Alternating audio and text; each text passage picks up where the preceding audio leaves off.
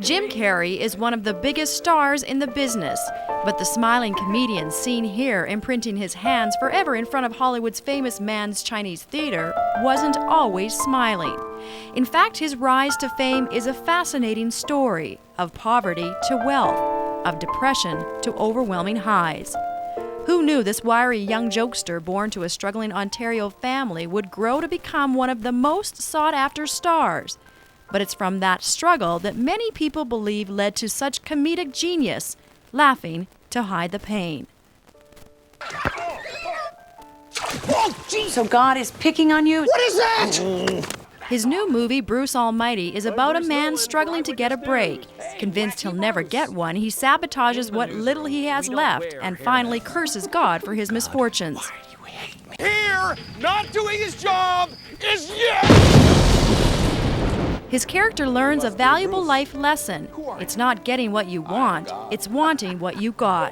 When I had an opportunity to sit down with him, he was of course funny, but also candidly open about his life. No stranger to pain, admitting to suffering from depression for years, Carrey hopes others will relate to his new role. Forget it. That desperation you feel sometimes, that God has completely forsaken your life and left you alone, and He's not on your side. I think it's a nice thing to be able to, make people laugh and also make them laugh about themselves and kind of a condition we all go through, which is that place we get to when we're not grateful for what we got. What he's got is a hugely successful career. A daughter, Jane, seen here with former girlfriend of several years, Lauren Holly. His recent highly publicized relationship with Renee Zellweger also ended, both continuing on with what's expected to be more successful film roles. Zellweger's new movie, Down with Love, will be released just days before BruceAlmighty. Highs and lows are reflected in his new movie that he hopes will have people crying one minute and laughing the next.